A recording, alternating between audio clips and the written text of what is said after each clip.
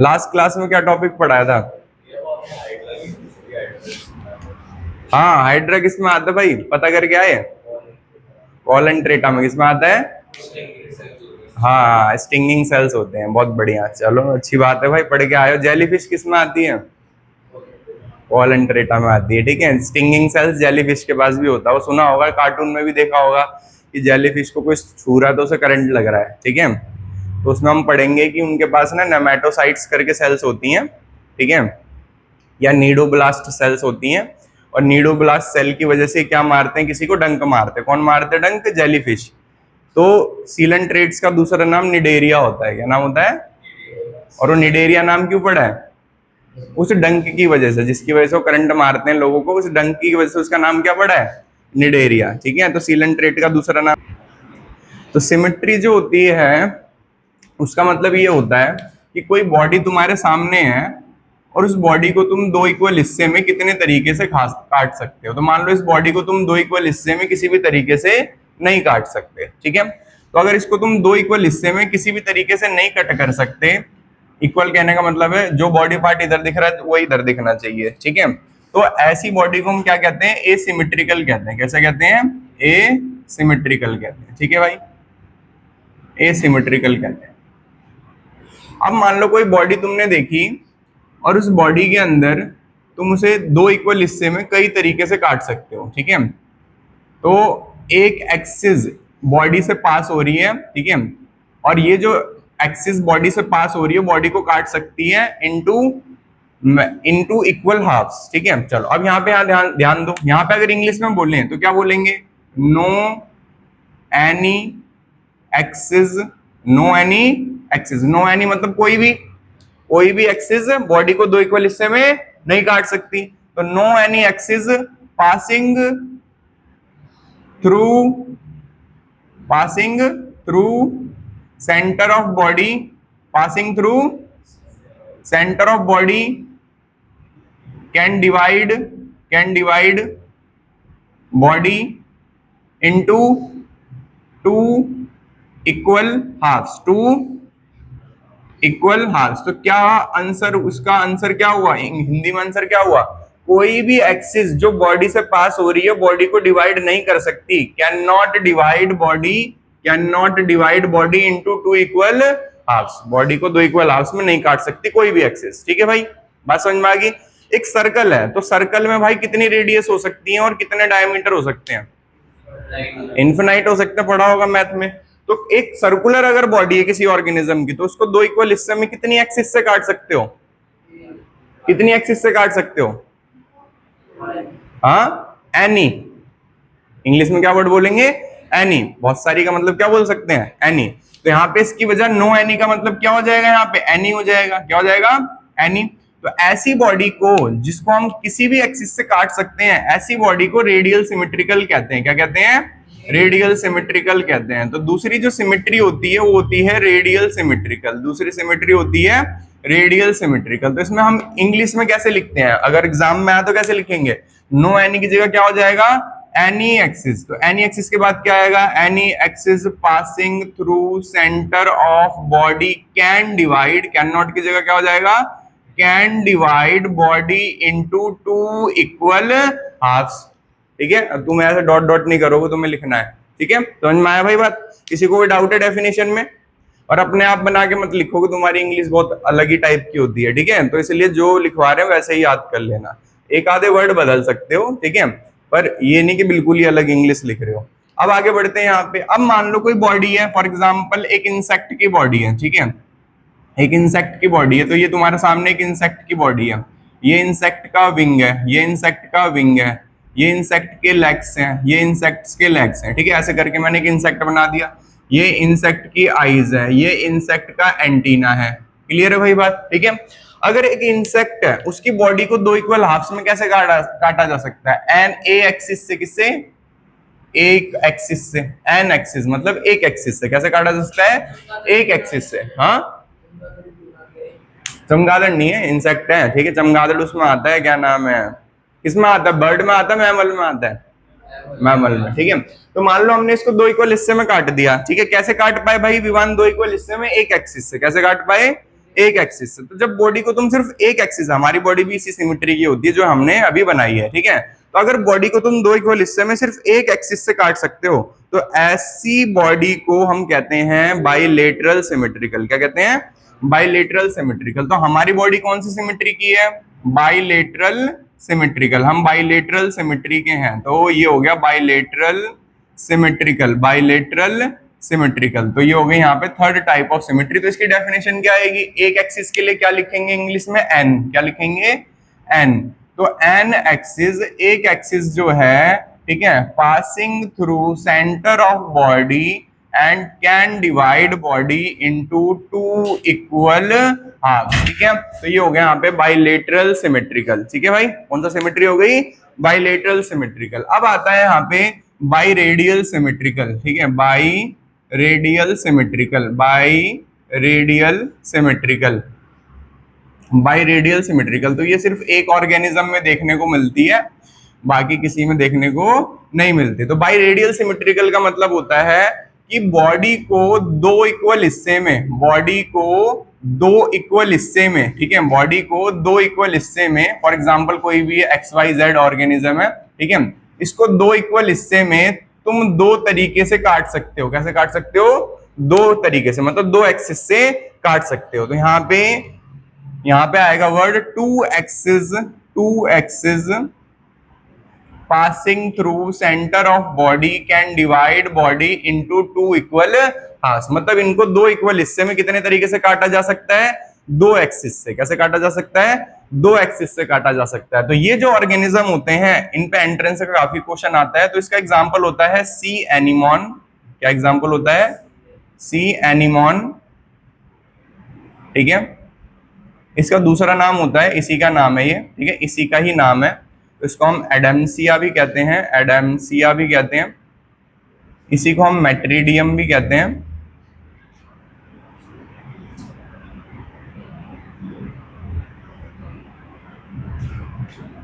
Metridium भी कहते हैं इसे। तो इसके तीन नाम होते हैं। अब तुम्हारे सामने एग्जाम में कौन सा आता है वो तुम्हें पता होना चाहिए। तो एडेम्सिया, सी एनिमोन एंड मेट्रीडियम, तो ये तीन नाम एक ही ऑर्गेनिज्म के हैं। किसे? इस वाले को? पर इसको दो से ज्यादा से कट कर सकते हो ना तुम, दो से। लिमिट उसमें कितनी है? दो की, दो से ज्यादा की नहीं है, ठीक है। इसमें क्या है? अनलिमिटेड है, कितने भी तरीके से काट सकते हो दो इक्वल हिस्से में। क्लियर है भाई? ठीक है।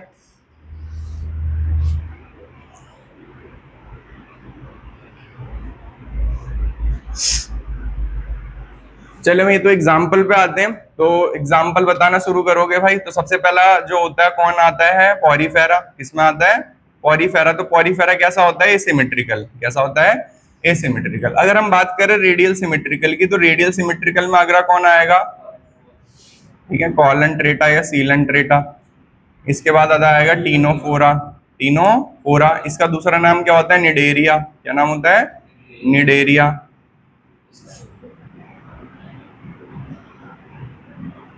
निडेरिया। इसके बाद, हाँ, अच्छा गलत लिखवा दिया क्या? सही याद दिला तुमने, अभी तो बताया मैंने, अभी गलत लिखना हूं। निडेरिया, नीडोब्लास्ट सेल्स की वजह से निडेरिया। यहाँ पे एक एग्जांपल पे ध्यान दो, इस पे स्टार लगा लेना, इस पर क्वेश्चन बनेगा, बाकी पे नहीं बनेगा। तो जो इकाइनोडर्मेट्स होता है, कौन होता है? इकाइनोडर्मेट्स जो होता है, तो इकाइनोडर्मेट्स में कौन आता है? स्टारफिश आती है। कौन आती है? स्टारफिश। तो इकाइनोडर्मेट्स जो होते हैं, तो किसी ने कार्टून देखा है स्पॉन्ज बॉब स्क्वायर पैंट्स? देखा है? तो उसमें पैट्रिक करके उसका दोस्त होता है, स्पॉन्ज बॉब का स्टारफिश होता है। तो उसको पागल सा दिखा रखा, पत्थर खा रहा है, पत्थर के नीचे सो रहा है, किसी भी चीज को मार ले रहा है सर में। नोटिस करा होगा तुमने, कार्टून में से पागल सा दिखा रखा। तो जो एडल्ट स्टारफिश होती है, मतलब जो एडल्ट इकाइनोडर्मेट्स होता है, उसमें दिमाग नहीं होता। क्या नहीं होता? दिमाग नहीं होता, ठीक है। तो एडल्ट में क्या नहीं होता? दिमाग। जिसमें दिमाग नहीं होता उसकी सिमेट्री कैसी होती है? रेडियल। ऐसा देखा गया है, जिसमें दिमाग नहीं होता, जिसमें हेड फॉर्मेशन नहीं होता, उसकी सिमेट्री कैसी होती है? रेडियल सिमेट्री होती है, ठीक है। तो एडल्ट स्टारफिश जो होती है या एडल्ट इकाइनोडर्मेट्स जो होते हैं, उनकी सिमेट्री कैसी होती है? रेडियल। कैसी होती है? रेडियल। अब इकाइनोडर्मेट्स यहाँ पे एडल्ट आ गया, तो इधर वाले में कौन आ जाएगा? लार्वा। इसमें कौन आ जाएगा? लार्वा आ जाएगा। तो यहाँ पे टीनोफोरा के बाद कौन आ जाएगा भाई? यहाँ पे फ्लैटी हेलमिंथेस आ जाएगा, ठीक है। फिर यहाँ पे कौन आ जाएगा? एस्चेलमिंथिस आ जाएगा, फिर कौन आ जाएगा यहाँ पे, एनिलिडा आ जाएगा, एनिलिडा के बाद क्या आ जाएगा, आर्थ्रोपोडा आ जाएगा, फिर क्या आ जाएगा, मोलस्का, फिर क्या आ जाएगा, इकाइनो। पर इकाइनोडर्मेट में यहाँ क्या लिखना पड़ेगा, लार्वा। क्या लिखना पड़ेगा यहाँ पे, लार्वा। तो यहाँ पे लार्वा जो होता है उसकी सिमेट्री, मतलब लार्वा जो होता है उसमें दिमाग होता है और एडल्ट में दिमाग नहीं होता, ठीक है, इकाइनोडर्मेट्स में। तो इसका मतलब ये हुआ लार्वा ज्यादा क्या है, एडवांस है। लार्वा क्या है, ज्यादा एडवांस है। तो जब लार्वा ज्यादा एडवांस होता है तो उसे कहते हैं रेट्रोग्रेसिव मेटामॉर्फोसिस, ठीक है। तो उसे कहते हैं रेट्रोग्रेसिव मेटामॉर्फोसिस, रेट्रोग्रेसिव,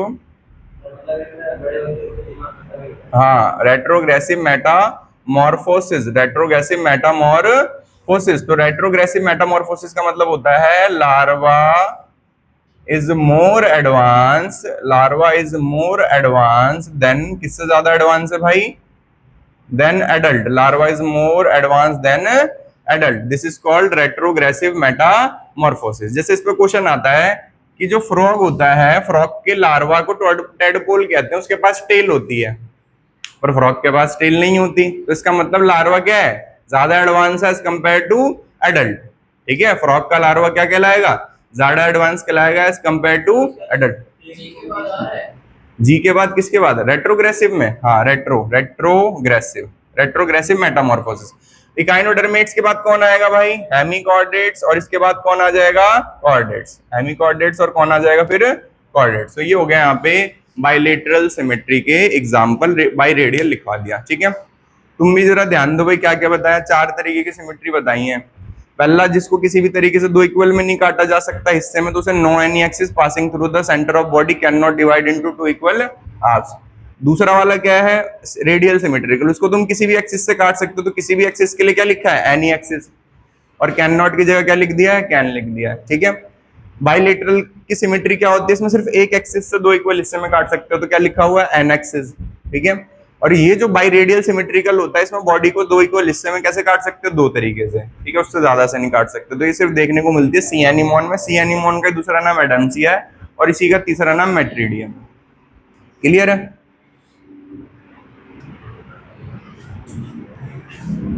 तो यहाँ पे जरा ध्यान दो सारे बच्चे, जब फ्यूजन ऑफ गैमेट्स होती है तो एक स्ट्रक्चर बनता है जिसका नाम जाइगोट होता है, ठीक है।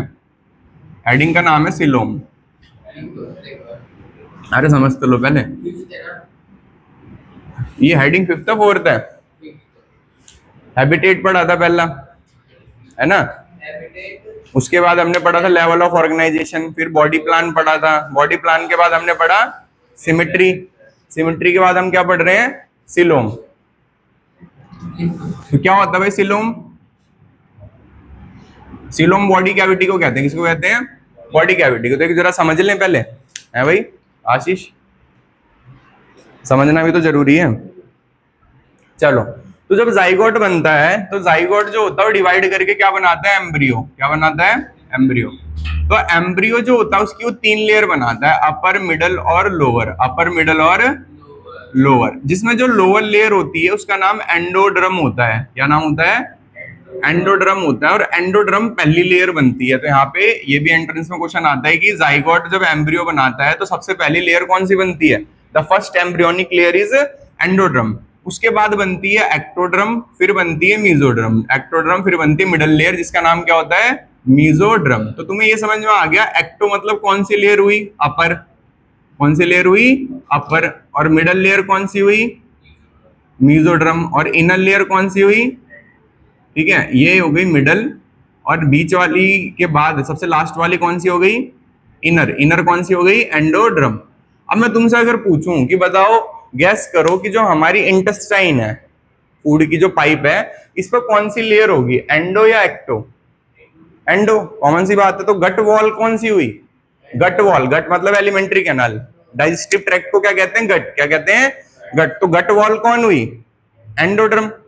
और बॉडी वॉल कौन सी हुई, एक्टो, कौन सी हुई, एक्टो, कौन सी हुई, एक्टो। अब ये बताओ, गट वॉल, गट वॉल मतलब एलिमेंट्री कैनाल, एलिमेंट्री कैनाल, तो मैंने यहाँ पे बना दी एलिमेंट्री कैनाल। क्या बना दी, एलिमेंट्री। एलिमेंट्री कैनाल के ऊपर कौन सी लेयर है, एंडो, एंडो, कौन सी है? एंडोड्रम। तो इसको क्या कह रहे हैं? एंडोड्रम को गट वॉल। क्या कह रहे हैं? Gut wall. तो गट वॉल, और हमने बाहर की तरफ कौन सी लेयर बताई अपनी? इसको हम क्या कह रहे हैं? Body wall. क्या कह रहे हैं? Body wall. तो गट वॉल, और ये कौन सी हो गई? बॉडी वॉल हो गई। तो ये हो गई बॉडी वॉल। तो गट वॉल और बॉडी वॉल, गट वॉल और body wall, gut wall and body wall. तो गट वॉल और बॉडी वॉल के बीच में जो जगह है, जो जगह है उसको सिलोम कहते हैं। ठीक है, क्या कहते हैं? सिलोम कहते हैं। तो सिलोम क्या हुआ? कैविटी। क्या हुआ? कैविटी। तो इसकी डेफिनेशन क्या हुई? बनाओ definition. It is the cavity, हाँ, it is the cavity present between and the body wall. यही एनसीईआरटी की लाइन है। ठीक है, it is a body cavity present between gut wall and the body wall. Hope so definition समझ में आ गई इसकी कि डेफिनेशन क्या है? Cavity present between gut wall and the body wall. ठीक है, तो गट वॉल और बॉडी वॉल का मतलब समझ में आ गया। अब बताओ, गट वॉल और बॉडी वॉल के बीच में जो जगह उसे सिलोम कहते हैं। क्या कहते हैं भाई? तो सिलोम में क्या आएगा? अबे ऑर्गन आएंगे। ठीक है, अगर ऐसी सोचो, ये मान लो बॉडी वॉल है, ठीक है, और अंदर क्या है? गट है। तो गट और बॉडी वॉल के बीच में क्या है? ऑर्गन्स। कौन सा ऑर्गन है? हार्ट आएगा, लीवर आएगा, लंग्स आएगा, ये सब तो है इसके बीच में। यस और नो? अगर मैं एलिमेंट्री कैनाल से लेके तुम्हें बोलूं, इमेजिन करो एलिमेंट्री कैनाल के बाद क्या होगा? ऑर्गन होंगे। ऑर्गन के ऊपर कुछ लेयर होगी, फिर ऑर्गन की लेयर के बाद बाहर वाली लेयर होगी जिसका नाम क्या आएगा? Body wall. तो गट वॉल और बॉडी वॉल के बीच में जो कैविटी है, इसमें क्या आएंगे? ऑर्गन्स। तो सिलोम किस लिए होती है? खाली कैविटी किस लिए होती है? ऑर्गन्स के लिए। किसके लिए होती है? ऑर्गन्स के लिए होती है। ठीक है, तो सिलोम किस लिए होती है? ऑर्गन्स के लिए। तो सिलोम किस लिए होती है भाई? ऑर्गन्स के लिए होती है। ठीक है, तो सिलोम क्या हुआ? अगर मैं बोलूं ब्रैकेट में, सिलोम का मतलब क्या हुआ? कैविटी। सिलोम का मतलब क्या हुआ? कैविटी। अगर यहाँ पे भाई आशीष बताओ, यहाँ पे क्या आएंगे? ऑर्गन। क्या आएंगे? ऑर्गन। तो जैसे मान लो यहाँ पे मैंने एक ऑर्गन बना दिया कि यहाँ पे प्रेजेंट है ऑर्गन, यहाँ पे क्या प्रेजेंट है? ऑर्गन। तो इन ऑर्गन के ऊपर जो मेम्ब्रेन बनाएगा वो कौन सी लेयर होगी? मीजोड्रम। तो ऑर्गन की जो कवरिंग बनाता है वो क्या कहलाता है? मीजोड्रम कहलाता है। वो क्या कहलाता है? मीजोड्रम। बताओ समझ में आया? तो यहाँ पे तुम्हें कई स्टेटमेंट बताई मैंने। क्या कई स्टेटमेंट बताई? पहला तो बताया कि सिलोम का मतलब क्या होता है? It is the cavity present between gut wall and the body wall. ठीक है भाई। नेक्स्ट, दूसरा क्या बताया मैंने? ये कैविटी किस लिए होती है? Contain organs. ठीक है भाई, ऑर्गन कंटेन करने के लिए। और जो यहाँ पे ऑर्गन होते हैं, उन ऑर्गन के ऊपर जो कवरिंग होती है वो कौन प्रोवाइड करता है? मीजोड्रम प्रोवाइड करता है। ठीक है भाई, क्लियर होगी बात यहाँ पे? ठीक है, अब यहाँ पे तुम्हें देखो ये और इंटरेस्टिंग बात अभी धीरे धीरे देखने को मिलेगी, तो इसको जरा पहले इरेज करते हैं। सो ये कंसेप्ट समझ में आ गया होगा कि कंसेप्ट क्या है। ठीक है, क्या कंसेप्ट है? क्लियर हो गया सिलोम का कंसेप्ट। अब इस सिलोम के बेसिस पे ना कई तरीके के ऑर्गेनिज्म होते हैं इस दुनिया में। क्या होते हैं? कई तरीके के ऑर्गेनिज्म होते हैं। तो भाई सिलोम के टाइप्स, पहली बात तो सिलोम की डेफिनेशन लिखेंगे। तो सिलोम की डेफिनेशन क्या होगी भाई? सिलोम की डेफिनेशन बॉडी वॉल। तो अपने आप लिख के दिखाओ, अपने आप लिख के दिखाओ। ठीक है, it is the cavity present between gut wall and the body wall. लिख के दिखाओ सारे जल्दी से। डायग्राम भी बनाओ जो बनाया था, जो इरेज करा है।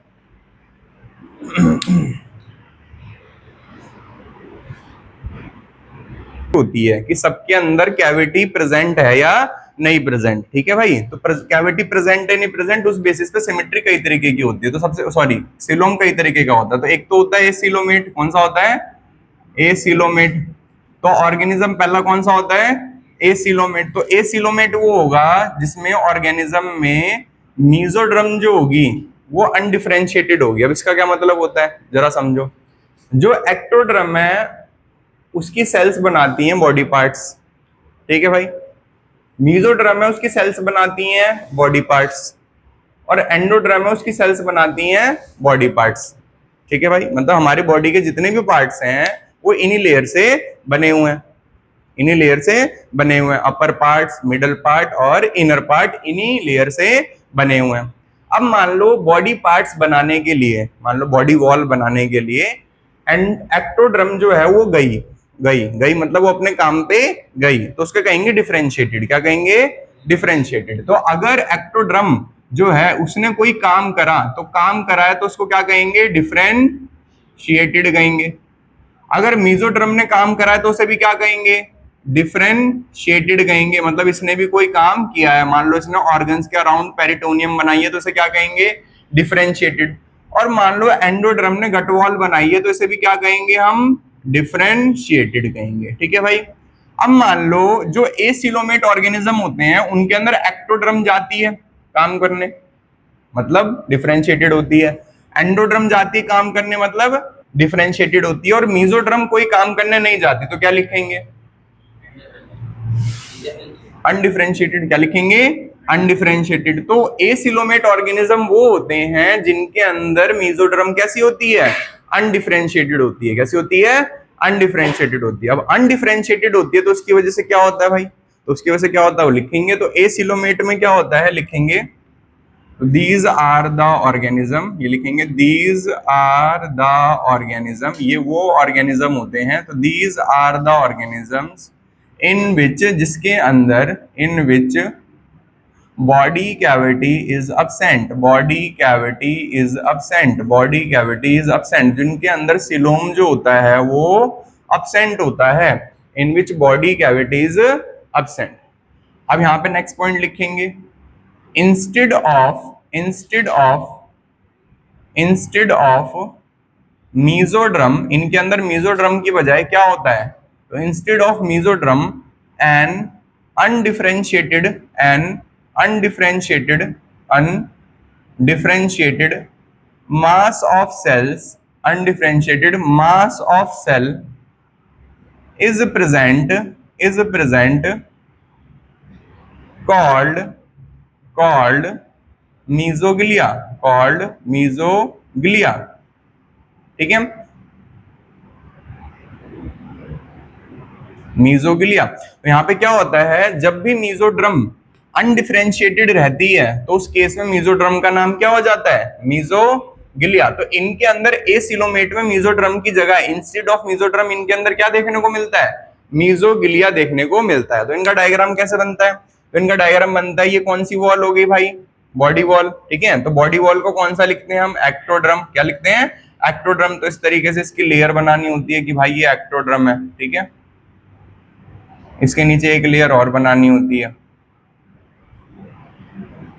ये हो गई यहाँ पे एक्टोड्रम। ये हो गई बॉडी वॉल के बाद गट वॉल। तो गट वॉल के ऊपर ये कौन सी होगी, एंडोड्रम। कौन सी हो गई, एंडोड्रम हो गई। तो ये एंडोड्रम बना दी मैंने, तो ये हो गई यहाँ पे एंडोड्रम। और जो सेंटर वाला स्पेस है, इस सेंटर स्पेस में क्या भरा हुआ है, मीजोगिलिया। क्या भरा हुआ है, मीजोगिलिया भरा हुआ है। तो सेंटर स्पेस में भरा हुआ है मीजोगिलिया। तो यहाँ पे एक अनडिफरेंशिएटेड मास ऑफ सेल है और इस अनडिफरेंशिएटेड मास ऑफ सेल को कहा जा रहा है मीजोगिलिया। तो ये हो गया यहाँ पे एसिलोमेट ऑर्गेनिज्म जिनमें सिलोम नहीं होता। ठीक है भाई, समझ में आ गया what is acoelomate organism, clear है। इसके बाद आता है सिलोमेट के बाद सूडोसिलोमेट, सूडोसिलोमेट।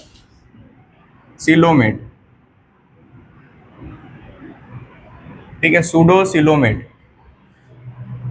तो सूडो मतलब होता है नकली, सूडो मतलब क्या होता है, नकली। तो सूडो मतलब होता है फॉल्स और सिलो मतलब होता है कैविटी। तो जिनकी कैविटी फॉल्स है, जिनकी कैविटी फॉल्स है, तो फॉल्स कैविटी का मतलब क्या है भाई, इसका मतलब क्या है, तो इसका मतलब ये है कि भाई सबसे पहले इनके अंदर कौन सी लेयर है, बॉडी वॉल। कौन सी लेयर है, बॉडी वॉल। तो ये बॉडी वॉल बना दी। बॉडी वॉल का नाम क्या है यहाँ पे, एक्टोड्रम। तो मैंने एक्टो लिख दिया। फिर यहाँ पे कौन सी वॉल है, गट वॉल। गट वॉल को क्या लिख दिया मैंने, एंडो लिख दिया। ठीक है भाई। अब गट वॉल और बॉडी वॉल के बीच में जो कैविटी थी उसका नाम क्या था, सिलोम।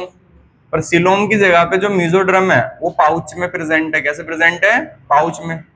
तो पाउच में प्रेजेंट है, तो जो जहां जहां पाउच प्रेजेंट है उतनी कैविटी तो बेकार हो गई, उतनी कैविटी क्या हो गई, बेकार हो गई।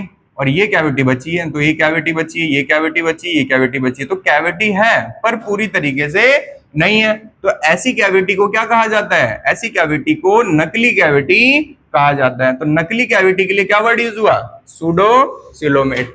ठीक है, क्या वर्ड यूज हुआ, सूडोसिलोमेट। तो यहाँ पे क्या लिखेंगे, सूडोसिलोमेट में यहाँ लिखेंगे दीज आर द ऑर्गेनिज्म। तो दीज आर द ऑर्गेनिज्म, तो ये वो ऑर्गेनिज्म होते हैं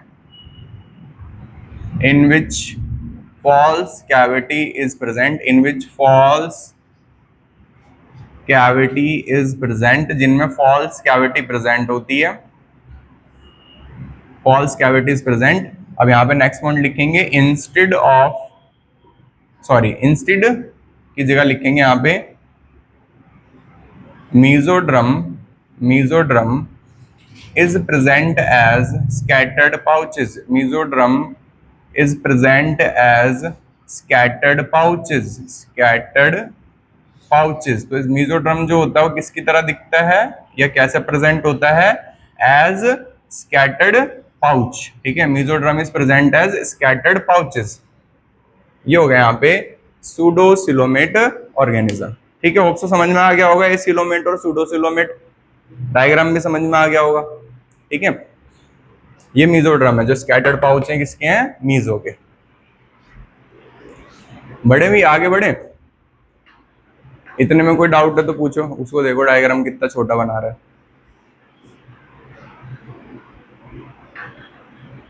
ये तरीका हम लगाते थे कॉलेज में भाई. हो गया ना डायग्राम पूरा, छोटा सा डायग्राम जो था. तो लास्ट आता है यूसिलोमेट. कौन आते हैं? यू का मतलब क्या पढ़ाया था भाई? हैं?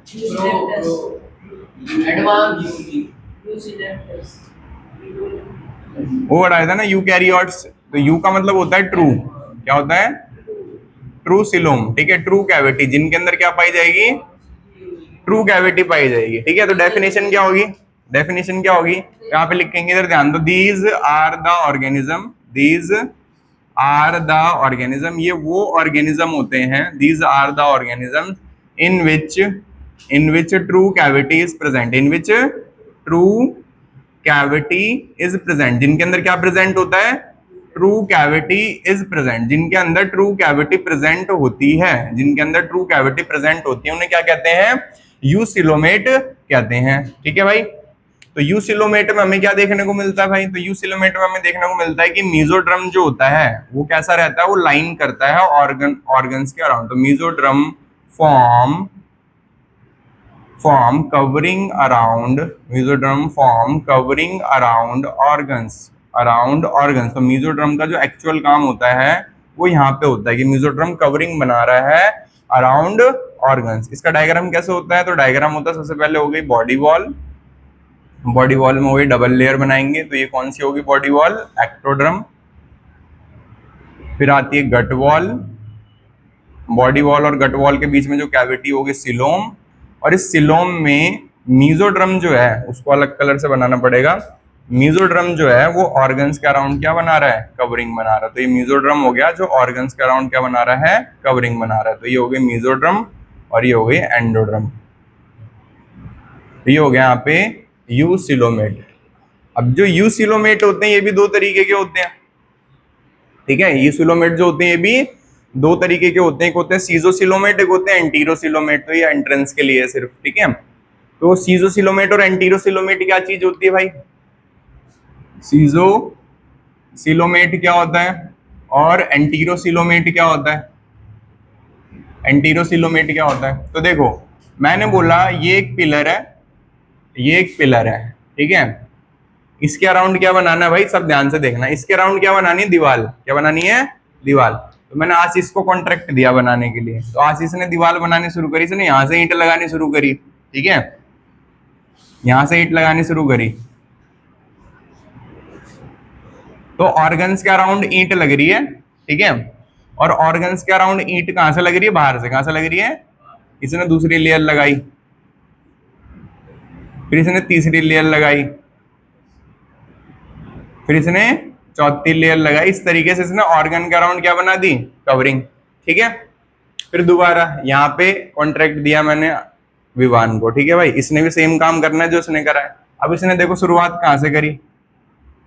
ईंट की पहली लेयर लगाई, दूसरी लेयर लगाई, तीसरी लेयर लगाई एंड चौथी लेयर लगाई. तो एट द एंड दोनों डायग्राम कैसे हुए? सेम. पर फॉर्मेशन कहां से हुई? इसने फॉर्मेशन करी बाहर से अंदर. फॉर्मेशन कहां से हुई? बाहर से अंदर. तो अगर इसमें सीजोसिलोमेट में बोला जाए, कवरिंग जो होती है वो फॉर्म्ड होती है फ्रॉम आउटसाइड. कहां से फॉर्म्ड होती है? From outside. सही बात है ना, यही हुआ था. इसने बाहर से अंदर की तरफ बनाई थी, है ना. लेयर कहां से बनानी शुरू करी थी इसने? बाहर से अंदर. और इसमें क्या हुआ भाई? विवान ने कहां से बनाई? Covering formed from inside. इसने कहां से शुरू करी? इनसाइड से। इसने पहले अंदर की लेयर बनाई, फिर बाहर की, फिर बाहर की, फिर बाहर की। बताओ समझ में आया? तो ऐसे सिलोम को सीजोसिलोम कहा जाता है और ऐसे सिलोम को एंटीरोसिलोम कहा जाता है। और ये दोनों पार्ट्स होते हैं यूसिलोमेट के, ठीक है, एंट्रेंस लेवल पे ये दोनों पार्ट्स होते हैं यूसिलोमेट के। बताओ जी, समझ में आया? समझ में आया? ठीक है। अब आता है यहाँ पे एसिलोमेट में कौन आता है? तो एसिलोमेट में आता है फ्लैटी हेल्मिंथिस। कौन आता है? फ्लैटी हेल्मिंथिस। ठीक है, एग्जांपल इसमें आता है फ्लैटी हेल्मिंथिस। स्यूडोसिलोमेट में कौन आता है? एस्चेल्मिंथिस। ठीक है। और इसके अलावा जितने भी बचे वो किस में आ जाते हैं भाई? वो आ जाते हैं यूसिलोमेट में। तो एस्चेल्मिंथिस, एनिलिडा, आर्थ्रोपोडा। अब प्लेटीहेल्मिंथिस से वाले पहले प्लेटीहेल्मिंथिस से पहले वाले कौन होंगे? वो सब, वो इसमें उनके पास सिलोम जैसा कुछ भी नहीं है, मतलब उनके पास बॉडी वॉल, गट वॉल जैसा कुछ नहीं है। उनके पास सिर्फ दो ही लेयर है। कितनी लेयर है? दो लेयर। उनके पास कौन कौन सी लेयर है? एक्टोड्रम और एंडोड्रम। उनके पास मिडल लेयर है ही नहीं, मतलब मीजोगिलिया भी नहीं है। क्या नहीं है? मीजोगिलिया भी नहीं है। तो कायदे से एनसीईआरटी में क्या लिखा हुआ है? एनसीईआरटी में तो सबको ही वो माना हुआ है, मतलब पॉरीफेरा, सिलेंट्रेटा, टीनोफोरा, इन सबको क्या माना हुआ है? एसिलोमेट माना हुआ है। तो हम सबको एसिलोमेट ही मान के चलेंगे। तो मान के चलो फ्लैटी हेल्मिंथिस तक सारे कैसे आएंगे? एसिलोमेट है। इसलिए उन, अब बताओ आंसर देना, एसिलोमेट में विवान कितनी लेयर एक्टिव है? दो या तीन? हाँ, कितनी लेयर एक्टिव है? दो या तीन? एक, दो, तीन, दो लेयर है। मीजोड्रम कैसी है? अनडिफरेंशिएटेड। कैसी है? अनडिफरेंशिएटेड। नैन्सी बताओ, जो सीडोसिलोमेट है, सीडोसिलोमेट में कितनी लेयर एक्टिव है? एक, दो, तीन या दो?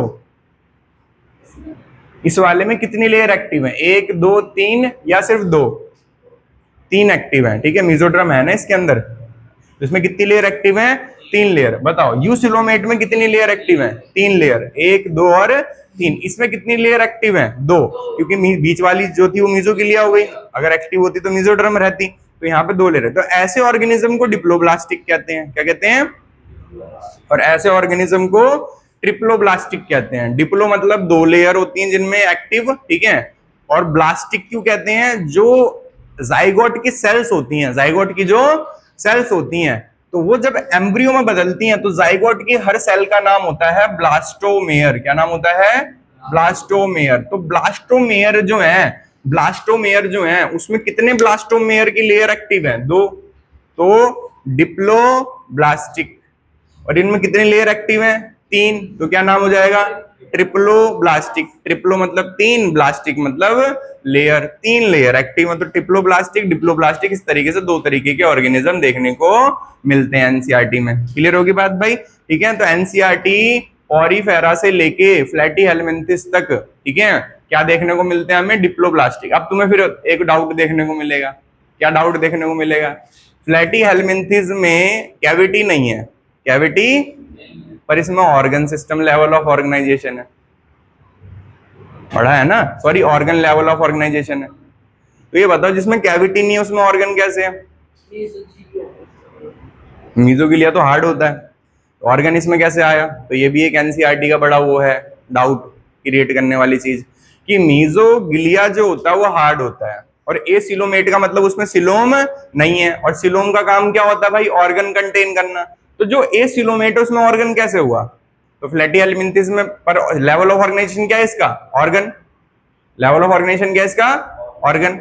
बात समझ में आई? क्या कहना चाह रहा हूं? इसके अंदर कैविटी नहीं है पर इसका लेवल ऑफ ऑर्गेनाइजेशन क्या है? ऑर्गन। तो इसमें ऑर्गन कैसे है? आया क्वेश्चन समझ में? क्या कहा मैंने? क्वेश्चन नहीं समझ में आया? देखो, तुमने लास्ट क्लास में इसका लेवल ऑफ ऑर्गेनाइजेशन पढ़ा था, है ना? लेवल ऑफ ऑर्गेनाइजेशन क्या था इसका? ऑर्गन। क्या था? ऑर्गन था। तो सवाल ये है, फ्लैटी हेल्मिंथिस किस में आ रहा है? एसिलोमेट में। किस में आ रहा है? सच बात है ना? एसिलोमेट का मतलब इनके अंदर मीजोड्रम नहीं है, सॉरी इनके अंदर सिलोम नहीं है। अगर आसान भाषा में बोला जाए, बॉडी कैविटीज। और बॉडी कैविटी किस लिए होती थी? ऑर्गन के लिए। तो इसके अंदर ऑर्गन कहां से आया? लेवल ऑफ ऑर्गेनाइजेशन इसका ऑर्गन कैसे हुआ? आया बात समझ में? क्या कहना चाह रहा हूं?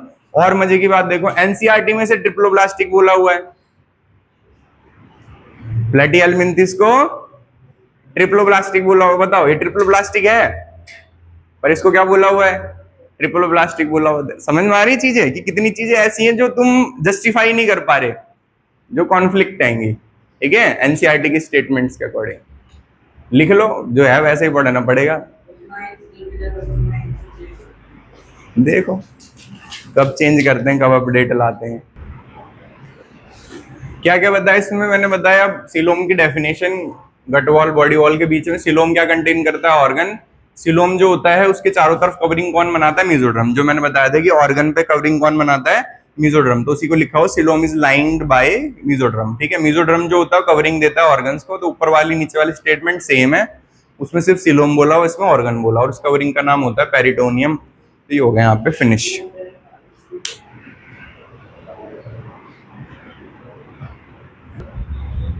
चलो जी, तो अब आगे बढ़ते हैं। यहाँ पे लिखेंगे जर्म लेयर, जर्म लेयर,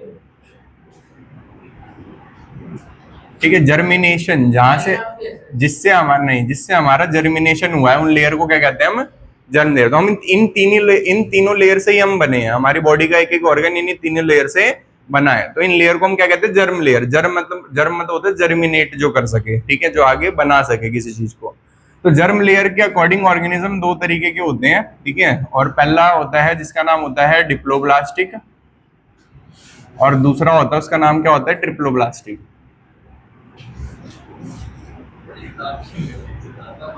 ठीक है। डिप्लोब्लास्टिक कौन होता है, organism in which only 2 layer is differentiated, 2 layer ही सिर्फ डिफरेंशिएटेड होंगी, और वो 2 लेयर कौन कौन सी होंगी, एक्टो एंड एंडो। इसमें क्या आएगा, organism in which all layer are differentiated,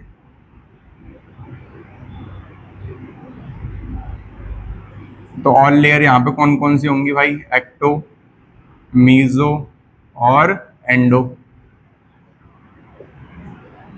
अब एग्जाम्पल की बात करें यहाँ पे, तो डिप्लोब्लास्टिक कौन कौन होते हैं, तो पॉरीफेरा से लेके सीलेंट्रेटा टीनोफोरा, ठीक है। तो ये तो कौन हो गया, नहीं वही तो मैंने बोला फ्लैटी हेलमेट, हाँ ये एसिलोमेट होते हुए भी सिर्फ ऐसे लिखते हैं, वो दिमाग चल गया उसका। तो मैंने यहाँ पे ये चीज बताई थी कि फ्लैटी हेलमिंथिस एसिलोम होते हुए भी किसमें आ रहा है, ट्रिप्लो में, और एसिलोम होते हुए भी इसके पास क्या आ रहा है, ऑर्गन, क्या आ रहा है, ऑर्गन।